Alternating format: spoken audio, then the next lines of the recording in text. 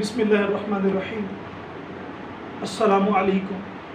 उम्मीद करता हूँ कि सब खैरियत से होंगे। हम एवोल्यूशन स्टार्ट कर चुके हैं। एवोल्यूशंस के तकरीबन 2 से 3 लेक्चर हो गए। थर्ड लेक्चर था हमारा the causes of micro evolution, कि what are the causes of micro evolutions, what are the causes of change within short time, because you know the evolution is a change. Evolution occur within two broad categories. These are the microevolution and the macroevolution. Basically microevolution and macroevolution.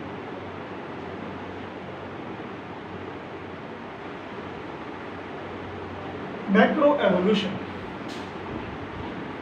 Micro and macro evolution, इनमें difference क्या है? The micro evolution, evolution within short period of time, evolution within short period,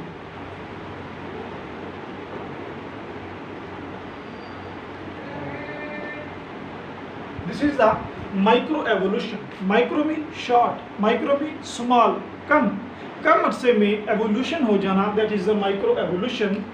for example, even within a single generation, even within single generation,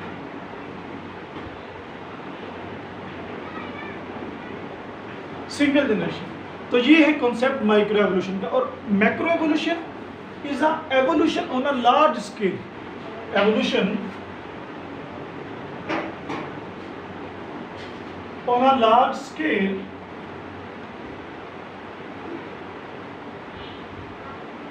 and it takes a lot of time. For example, the speciation.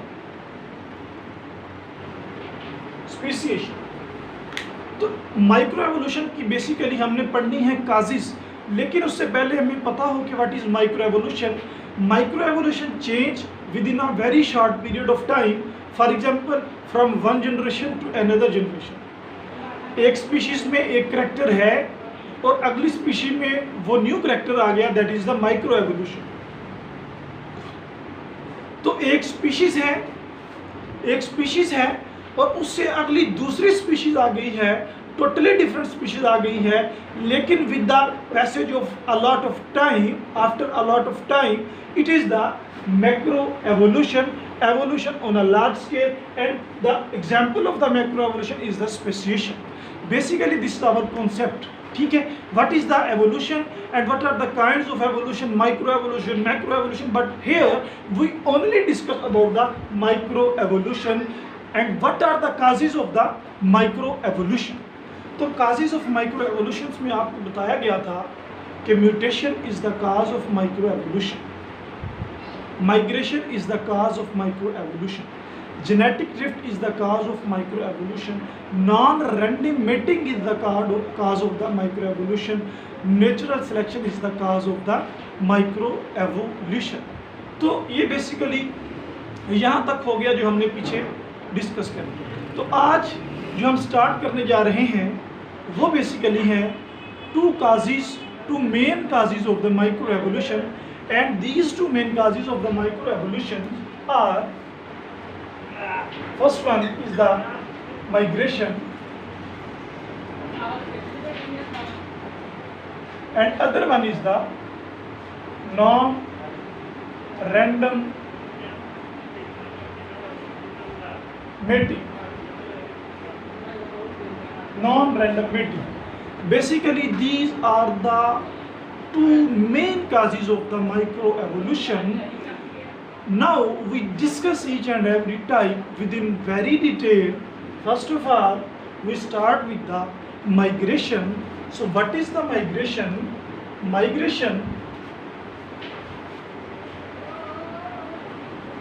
Migration अगर आप एक general sense में लें तो migration is the movement of a person, of a species from one area to another area. This is the migration. So in case of the microevolution, what is the meaning of the migration? Listen, in case of microevolutionary biology, the meaning of the migration is that the change in the allelic frequencies of the population due to immigrants or due to the emigrants of the populations is known as the migration.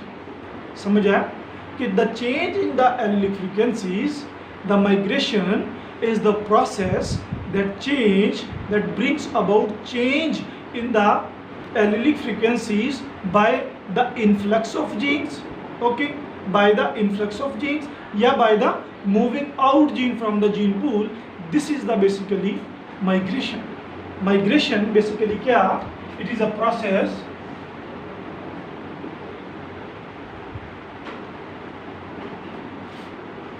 that brings about changes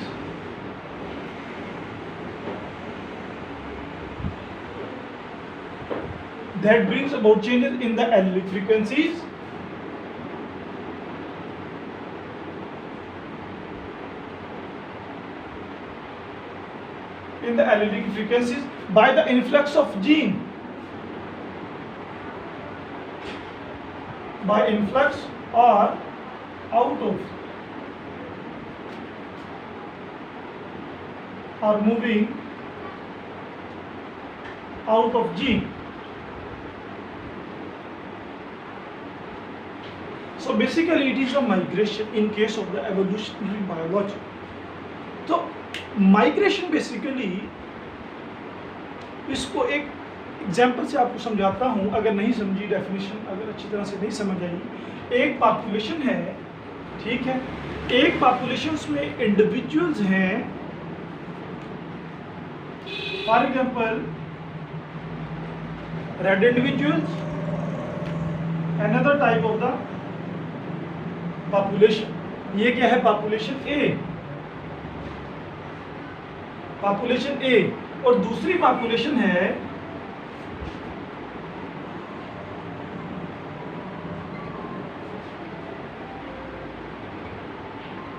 for example red is equal to A. Red जो है is equal to ए, और ये जो circle है is equal to be,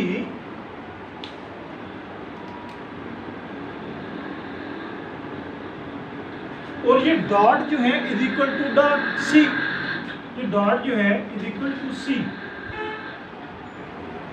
अब concept को लो कि ये एक पॉपुलेशन और ये दूसरी पॉपुलेशन, ये पॉपुलेशन ए और ये पॉपुलेशन बी, और इनमें अब हुई है migration.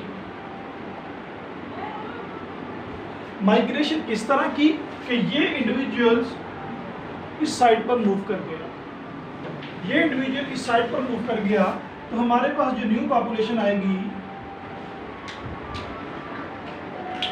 That will be the population सी.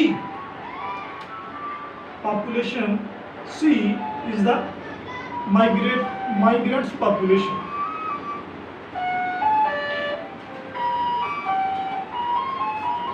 तो ये बेसिकली कॉन्सेप्ट है कि एक पॉपुलेशन से दूसरी पॉपुलेशन में कोई इंडिविजुअल्स मूव कर जाए और वो पॉपुलेशन इस तरह से दिखे, means we added the new genes in the already existing populations and we create the we enhance the genetic diversity of that population. It is known as the migrants population. It is known as the new populations. So basically it is the idea behind the migration. The migration simple words में एक जगह से दूसरी जगह क्या हो जाना, एक populations के members का चले जाना, ये है हमारी माइग्रेशन. अब माइग्रेशन का दूसरा जो पॉइंट है, basically migration reduces the process of the speciation.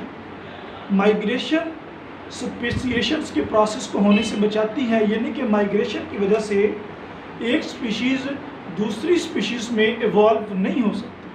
कुछ जीन्स तो जा सकते हैं जेनेटिक वेरिएशंस तो आ सकती हैं, लेकिन क्या होगा, स्पीसिएशन, एक डिफरेंट स्पीशीज नहीं क्रिएट कर सकती। यूँ कह लें कि migration is the barrier to the speciation. Now we discuss.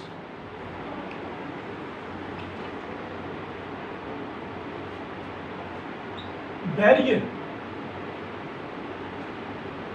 To speciation. Migration speciation के लिए एक बैरियर है, न्यू स्पीशीज को इवॉल्व नहीं होने देती, या सिंपल वर्ड्स में कि in case of migration the divergent populations become converge. Different populations एक पॉइंट पर इकट्ठा हो जाती है। In case of migration divergent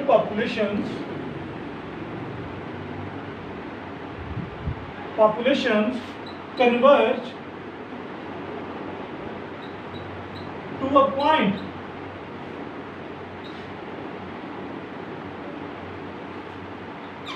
जिस तरह आपको बताया था कि पॉपुलेशन ए और बी के मेंबर्स पॉपुलेशन सी में जाके क्या हो गए, कन्वर्ज हो गए, इकट्ठे हो गए, पॉपुलेशन ए का मेंबर बी में चला गया, तो डाइवर्जेंट डिफरेंट पॉपुलेशन से मेंबर्स आ गए एक पॉपुलेशन में। So it prevents the speciation, because speciation require the divergence not the convergence. Okay, speciation क्या है, एक स्पीशीज से 2 से 4 से 6, और माइग्रेशन क्या है, 2 स्पीशीज मिली इकट्ठी एक से वो क्या हो गई, कन्वर्ज हो गई। तो बेसिकली हम इसको डिस्कस करेंगे migration as a barrier to the speciation, या the divergent populations takes place, divergent populations converge to a single point to converge to a common point.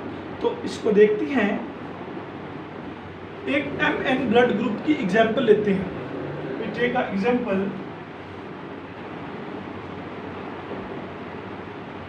of MN blood group of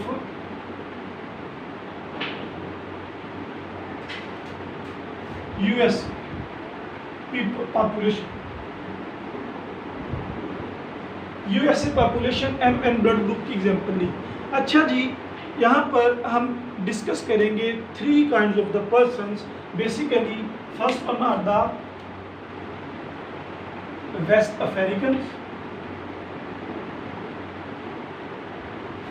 Africans, दूसरे नंबर पर हैं जी African Americans,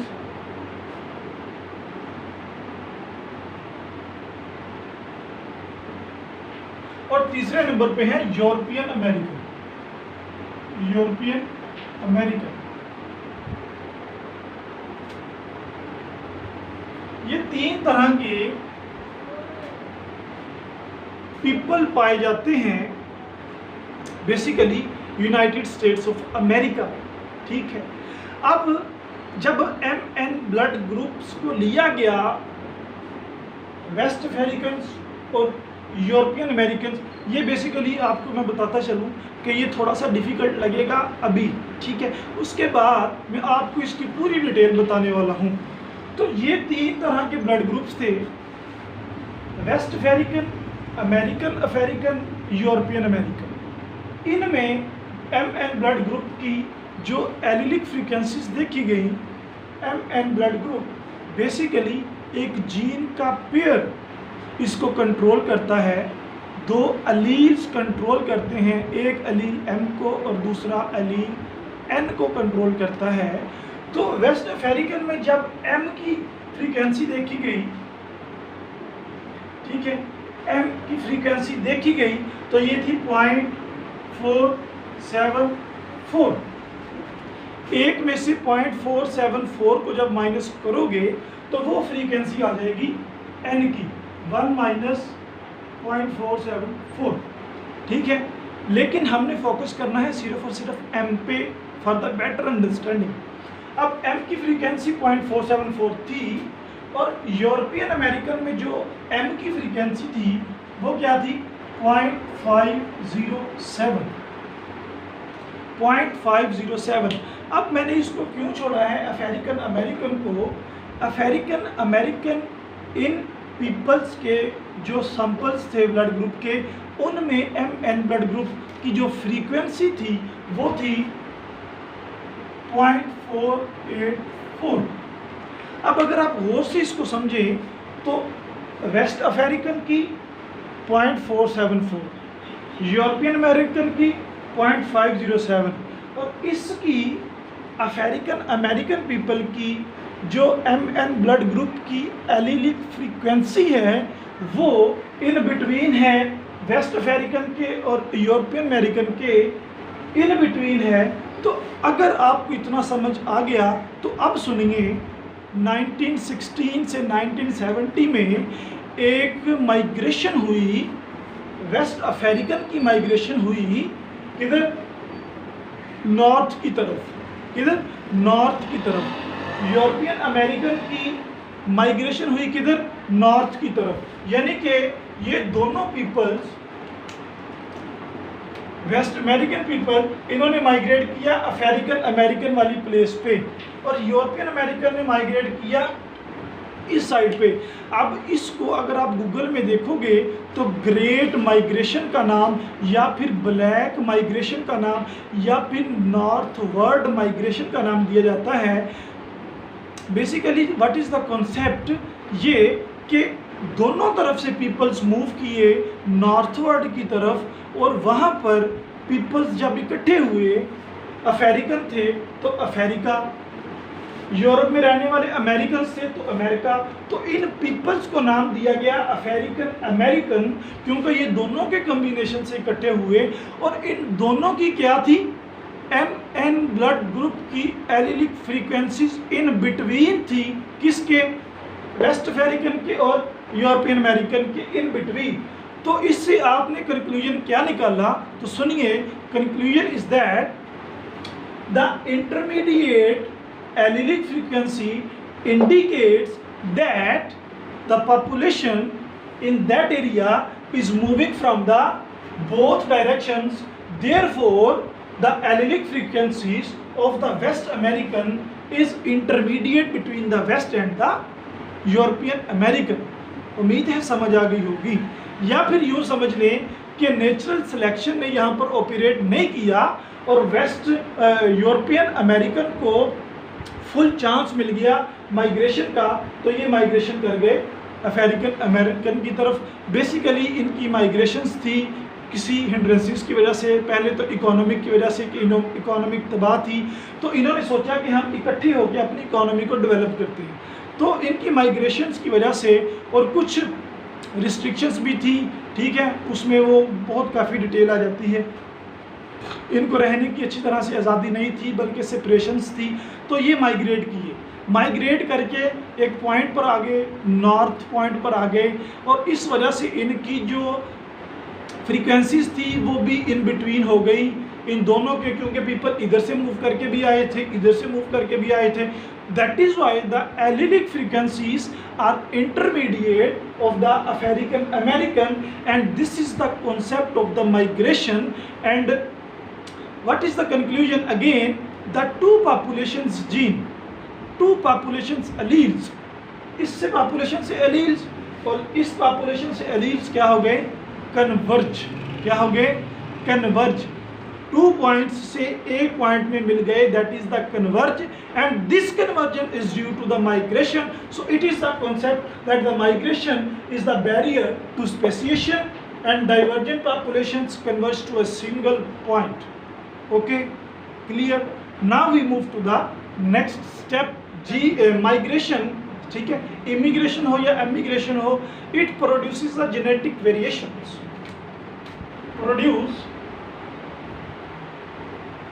genetic variations, produce genetic variations का मतलब यही, जैसे आपको बताया था कि एक पॉपुलेशन से दूसरे पॉपुलेशन में जब मेंबर मूव करेगा तो वो पॉपुलेशन का मेंबर सिंपल है, आगे भी आपको बताया है कि ये पॉपुलेशन है और ये भी क्या है, पॉपुलेशन है। यहाँ पर मौजूद थे सारे के सारे ब्लू और यहाँ पर मौजूद थे सारे के सारे रेड। हुआ क्या कि यहाँ से ये एक मेंबर माइग्रेट कर गया कहाँ पे, इस साइड पे, तो जो न्यू पॉपुलेशन बन गई वो ये थी। तो इस नतीजे में क्या हुआ कि this gene basically create the more diversity, ठीक है, this increases the genetic diversity of the population, this is the minus concept, ठीक है, genetic variation. So now we take a model as an example for better understanding to the migration. We take a model, okay. The model is basically is the unidirectional model, unidirectional model for the migration, unidirectional model for the migration. अब unidirectional model for the migrations में आपको consider करना पड़ेगा, for example we consider the to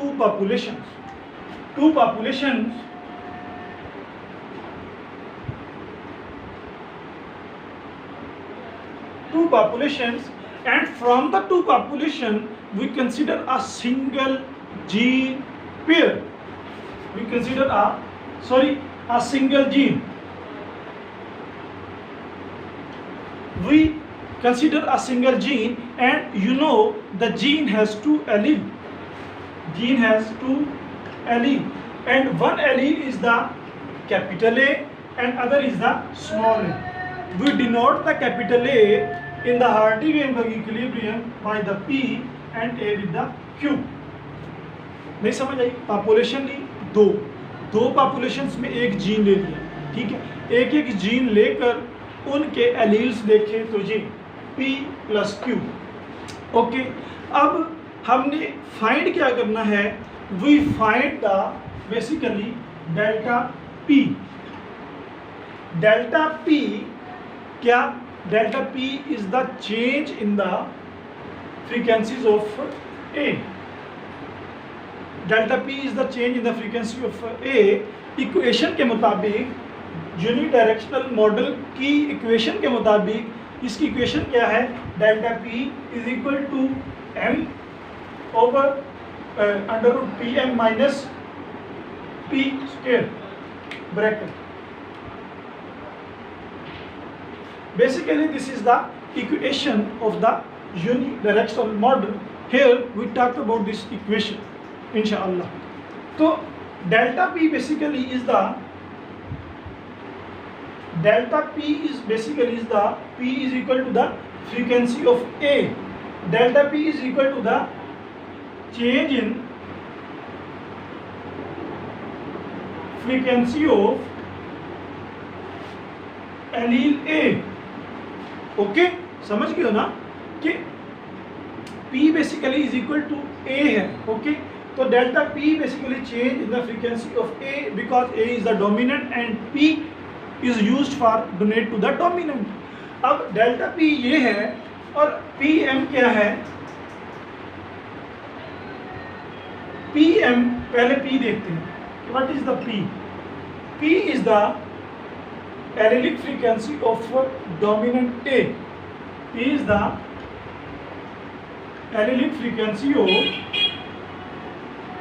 A किसमें, in existing populations, in existing population।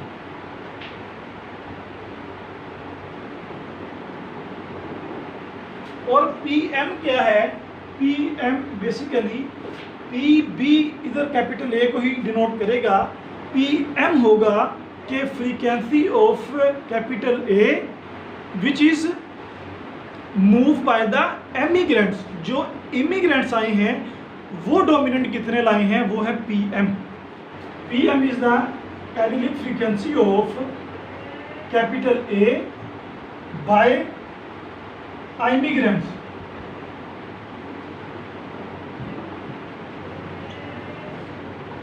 by the immigrants, ठीक है। ये है बेसिकली, ठीक है। और उसके बाद रह गया M। M is the coefficient coefficient का मतलब ये कि एक जनरेशन में कितने इमिग्रेंट्स ऐड हुए हैं, how many immigrants add in one generation, ठीक है। बहुत ही सिंपल है, पहले इसको एक मरतबा डिटेल से, फिर इसकी समरी में कर दूंगा अगर मुश्किल लगे तो। Basically this is the unidirectional model. अब एक प्रॉब्लम सॉल्व करते हैं। For example P is equal to 0.4, for example P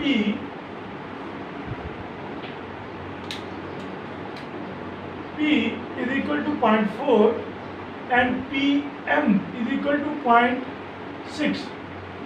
इतना याद रखिएगा कि हम सिर्फ और सिर्फ क्या देख रहे हैं, डेल्टा P। Q को हम अभी तक डिस्कस नहीं करेंगे अभी, ठीक है। अब P इज इक्वल टू 0.4 यानी कि A की फ्रीक्वेंसी, कैपिटल A की फ्रीक्वेंसी पॉपुलेशन में जो पहले से प्रेजेंट थी वो 0.4 है, और जब इमिग्रेंट्स आए उस पॉपुलेशन में वो इतने ज़्यादा आ गए कि वो ओरिजिनल पॉपुलेशन से भी ज़्यादा। और अब यहाँ पर कंसीडर कर लें कि जो M है, M क्या है, कोफिशिएंट है, या यूँ कह लें कि जो पेरेंट्स ने न्यू इमिग्रेंट्स ऐड किए हैं आफ्टर फर्स्ट जनरेशन वो है 0.1%, वो है 0.1, सही है। यानी कि ओरिजिनल पॉपुलेशन से जो इमिग्रेंट्स हैं उनकी पॉपुलेशंस में 0.1 इजाफा हुआ है आफ्टर वन जनरेशन, ठीक है। तो आप इसको सॉल्व कर लो, वैल्यू पुट करो। इक्वेशन क्या थी, delta P is equal to M PM minus P। आप इस पे वैल्यू पुट करो कि delta P is equal to M कितना 0.1, PM कितना 0.6, P कितना 0.4, तो delta P is equal to 0.1 0.2, ठीक है। फिर delta P is equal to 0.02। इसका मतलब ये कि आफ्टर फर्स्ट जनरेशन जो हमारी ओरिजिनल पॉपुलेशन थी उसमें 0.02% जो है वो इमिग्रेंट्स ऐड हुए हैं। क्या मतलब इसका कि इन ओरिजिनल पॉपुलेशन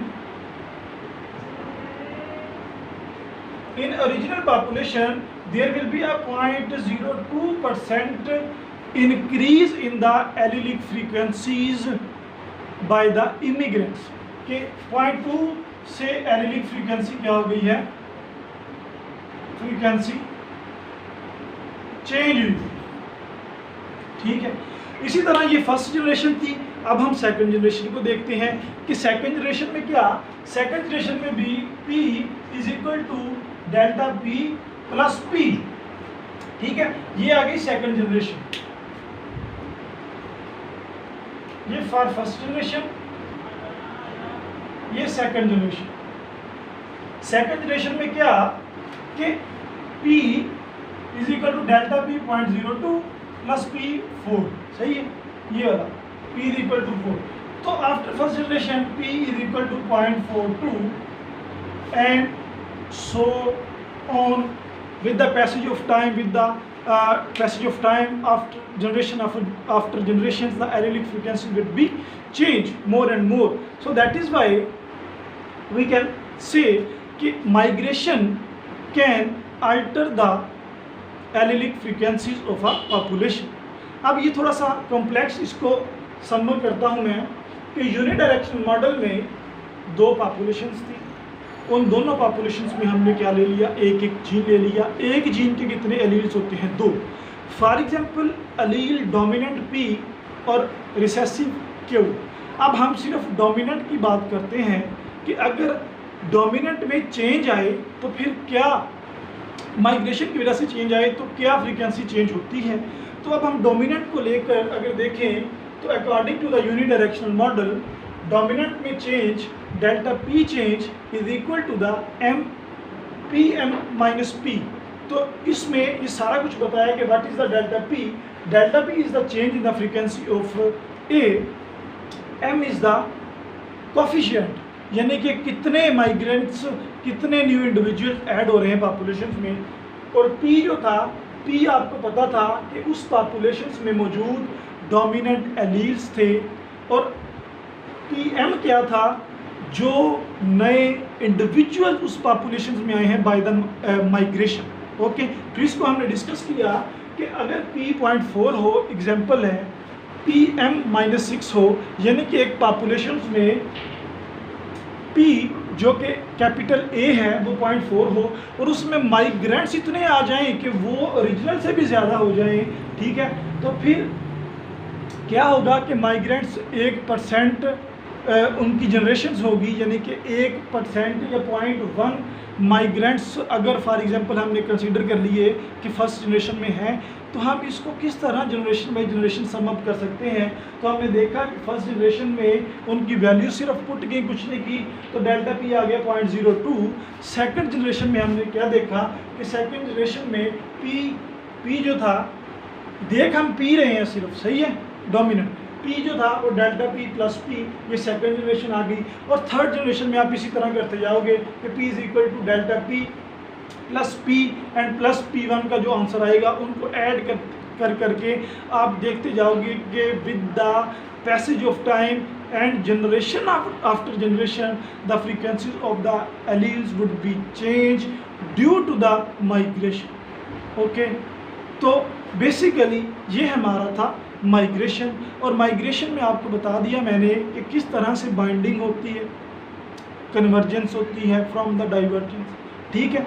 और एक बात जो है इम्पॉर्टेंट वो रह गई हमारी, वो एक और है, वो क्या है, basically the selection, natural selection and the migration.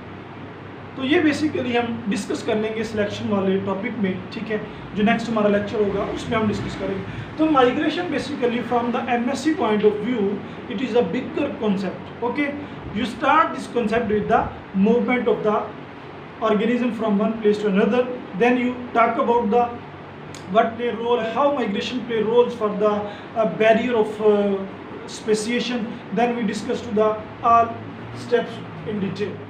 तो अब माइग्रेशन का आपको पता चल गया। Another important factor of the micro evolution is the non random mating. Non random mating. Non-random mating is also known as the selective mating.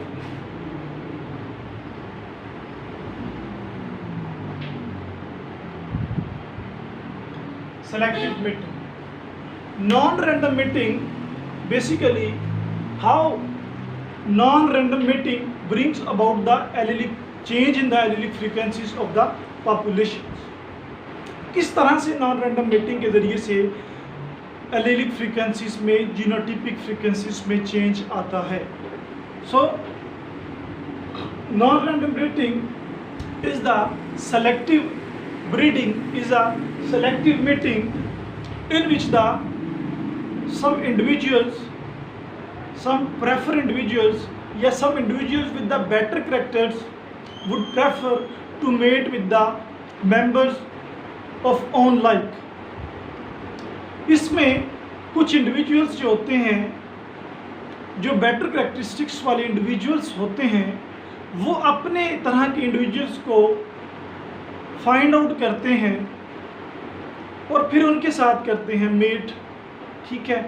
तो basically इस नतीजे में क्या होता है, इस नतीजे में जब वो सेलेक्टिव मेटिंग करते हैं तो होमोजाइगस या होमोजाइगोसिटी इंक्रीज हो जाती है with the passage of time and the heterozygosity will be decrease with the passage of time, because when capital A, for example when capital A and capital A mate with another, it means the capital A.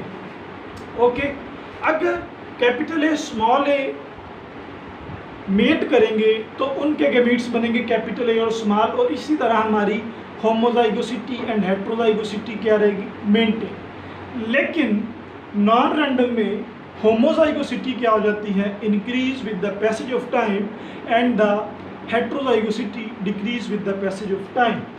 homozygosity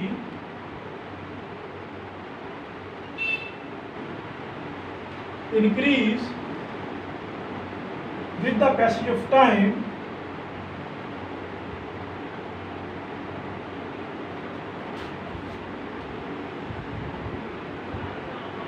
and heterozygosity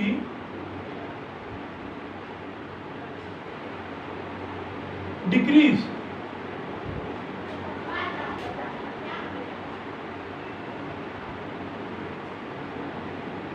with the passage of time। Inbreeding को non random mating को समझने के लिए आप अपनी example ले लें, humans की एग्जांपल ले लें कि ह्यूमंस में भी इसी तरह ही होता है कि हर इंडिविजुअल जो है उसकी अपनी डिज़ायर्स होती हैं, ठीक है, with the reference of evolution. Okay, इस बात को बिल्कुल सीरियस लेना है कि ह्यूमंस की अपनी डिज़ायर्स होती हैं। किसी का दिल होता है कि मैं किसी प्रोफेशनल बंदे से शादी करूं, किसी का दिल होता है कि मैं फला, यानी कि हर एक बंदे की प्रेफरेंस होती है। किसी का दिल ये होता है कि मैं टाल मैन से वेडिंग करूं, किसी का कोई। अब ये सारी की सारी क्या है, बेसिकली हमारी डिज़ायर्स, हमारी सिलेक्शन, ठीक है। अब हमारी सिलेक्शन की वजह से क्या होता है जी, हम प्रेफर करते हैं किसी अच्छे इंडिविजुअल्स को फाइंड करने की, तो जब उसके साथ मेट होगा, ठीक है, अब सारे प्रेफरेंस वाले अब ऊपर चले गए, अपने एक दूसरे के साथ जब वो वेडिंग करेंगे, मेट करेंगे, तो फिर जो नीचे पर्सन्स होंगे वो पर्सन्स होंगे जिनको चांस ही नहीं मिलेगा, अब वो डिक्रीज हो जाएंगे नंबर्स में। So what is the concept?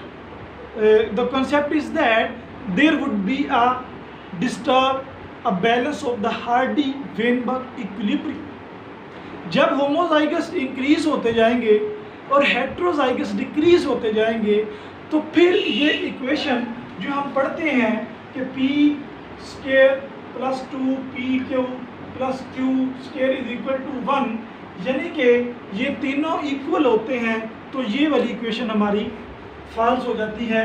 और बेसिकली जितनी भी काजेज हैं माइक्रो एवोल्यूशंस की, ये सारी की सारी हार्डी-वेनबर्ग इक्विलिब्रियम से डिपार्चर करती हैं, रवानगी इख्तियार करती हैं, तो फिर ही ये काजेज बनती हैं। अब आगे हम चलते हैं इसको थोड़ा सा लेकर कि ह्यूमन की मैंने आपको एग्जांपल दी, इसी तरह ही एनिमल्स में भी होता है। एनिमल्स में हम ले लेते हैं एक एग्जांपल स्नो गीज की। स्नो गीज, ठीक है, ये बेसिकली एक एनिमल है। अब स्नो गीज में दो कलर होते हैं। There will be two possibilities of colours in the snow geese, one is the blue and other is the white. Blue and white, तो ब्लू वाली जो फीमेल्स हैं या मेल्स हैं, they would be prefer to the blue male. तो blue mate with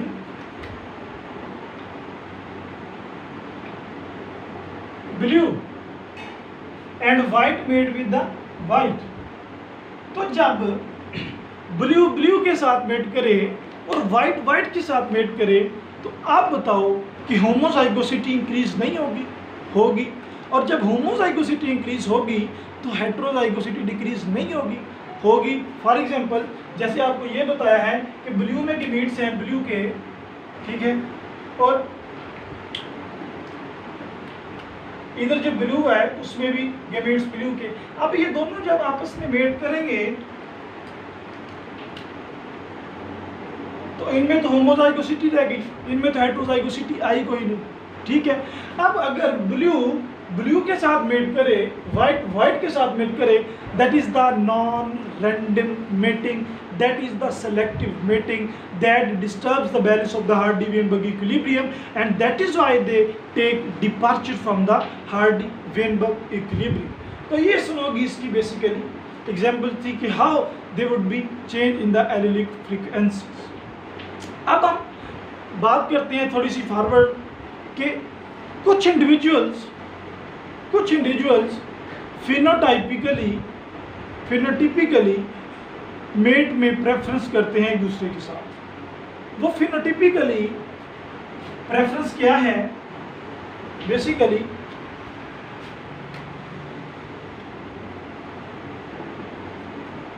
met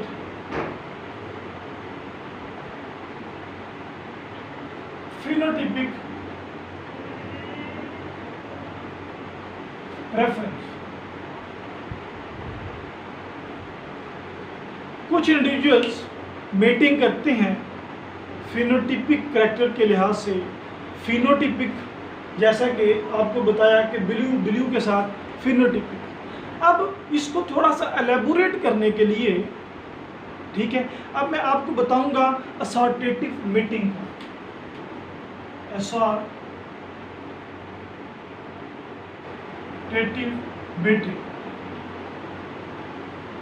Assortative mating basically the mating which is based on the phenotype. Mating based on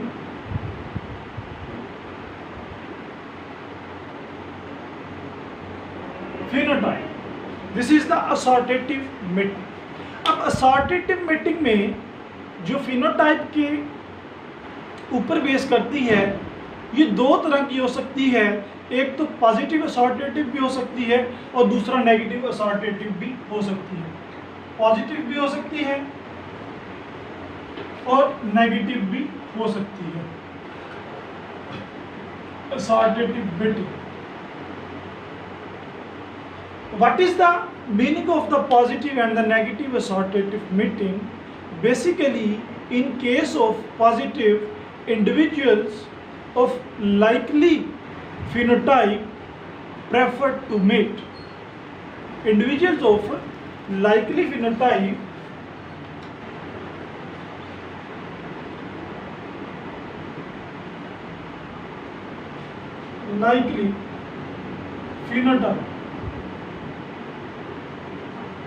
met नहीं समझ आई। जिस तरह इंसानों में हो, एक टाल बॉय हो, ठीक है, या टाल वुमेन हो, वो प्रेफर करेगी to wed with the tall man. अगर मैन है तो वो प्रेफर करेगा to wedding with the tall women. जैसे टाल मैन, ठीक है, mate with the tall women, ठीक है।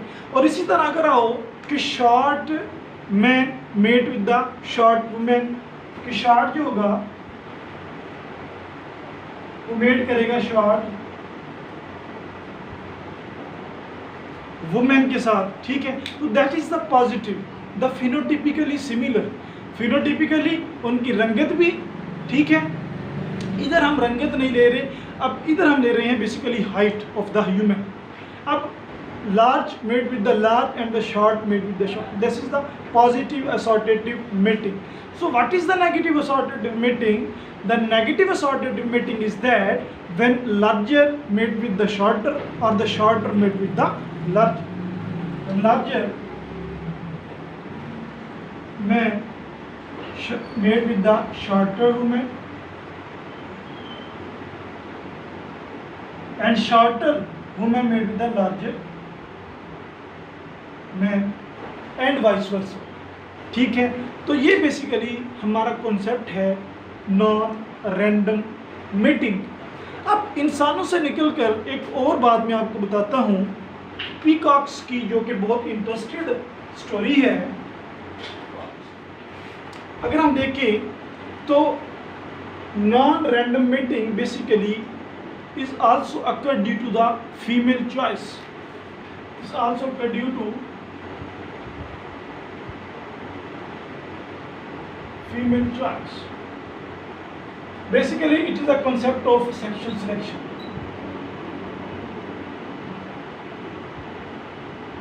यह मैं ब्रीफली बताऊंगा क्योंकि हम इसको थीरीज ऑफ सेक्शुअल सिलेक्शन में बहुत डिटेल से पढ़ने वाले हैं। तो non random mating, selective mating occur due to the female choice also. Female की चॉइस ये होती है किस तरह से। अब हम एग्जांपल लेते हैं पीकॉक्स की।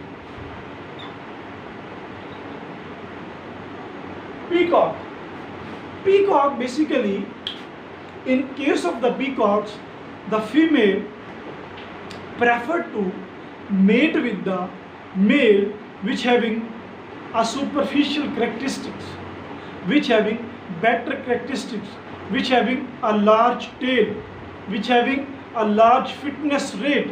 Okay, अब पीकॉक्स में जो मेल्स होते हैं, ठीक है, वो मेल्स जो ज़्यादा फिट हों, ठीक है, जिनकी टेल ज़्यादा लंबी हो, जो ज़्यादा माइल कर सके फीमेल पीकॉक, तो वो क्या करते हैं बेसिकली मेल पीकॉक में फीमेल जो है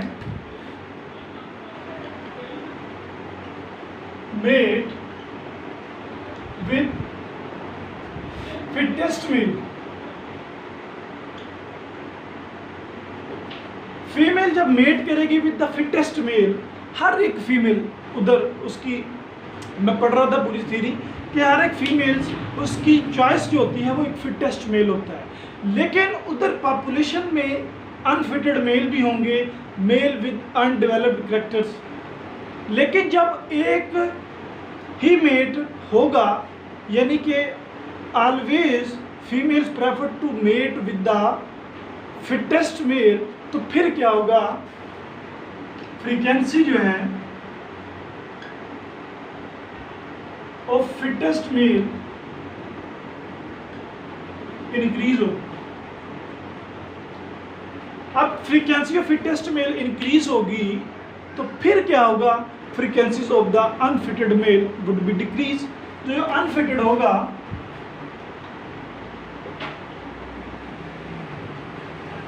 उसकी फ्रीक्वेंसी क्या होगी, डिक्रीज होगी। तो फ्रीक्वेंसीज जब इंक्रीज और डिक्रीज हो, they disturb the balance of the artificial equilibrium.